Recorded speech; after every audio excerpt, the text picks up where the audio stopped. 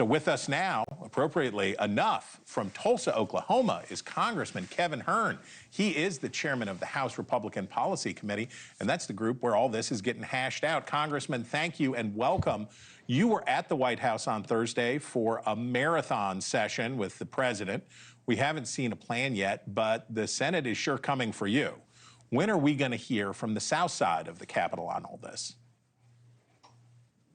Well, Chris, thanks for having me. Yes, it's been very busy. And as you mentioned, we've had numerous meetings. When you have the smallest margin in the last 150 years in Congress, we can't lose a single vote. You think about that for a second. When you have, the people that represent all corners of the country, Speaker Johnson has been working very hard through the weekend to get us where we can notice a budget markup this week so that we can move forward with one big, beautiful bill as President Trump would like.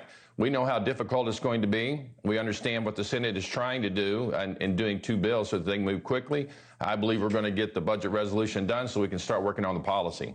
Okay, you're on the Ways and Means Committee as well, so I know you're following this all very closely. What do you make of the plan that Senator Graham put forward? Aside from one or two, do you like what he's laying out there? Are you aligned on the policies themselves? Well, first of all, I'm aligned on the policies. The second thing is, as Senator Graham knows, which is why I think he did the two bills, being a former House member, how difficult sometimes it is to get everybody to agree.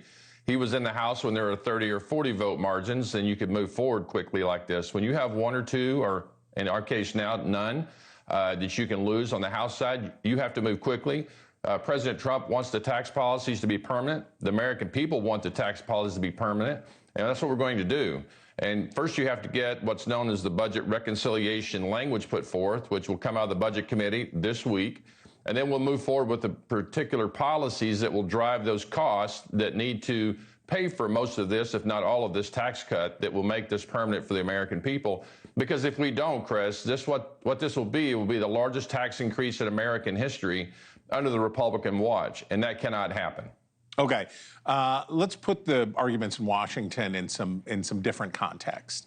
In 2021, you successfully co-sponsored a bill that established grant programs to help address neurodegenerative diseases like ALS. Do you think this president or the next one, if it's a Democrat, should have the authority to follow that law that you fought for and eventually got passed? Well, I think there's a lot of people looking at what the president's doing with these particular laws. What he's doing right now is pausing, looking at duplicative spending. We've talked for generations about waste, fraud, and abuse, and the old joke is there must not be any because nobody's ever done anything about it. This president is doing something about it.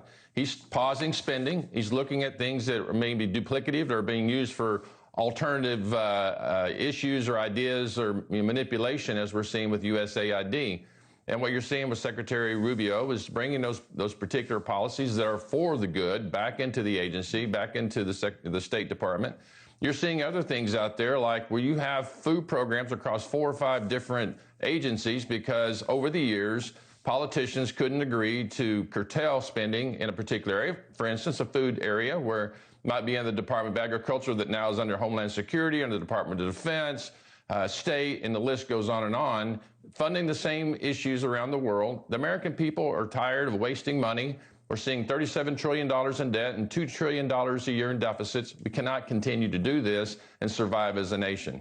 Okay, last year, Republicans were up in arms about Joe Biden's executive overreach, and it was overreachy. You called his move to unilaterally cancel student debt that was assumed under congressionally crafted federal laws. You said it was legally unfounded. How do you see that as different from President Trump refusing to spend congressionally approved funds? How is that overreach different from this overreach?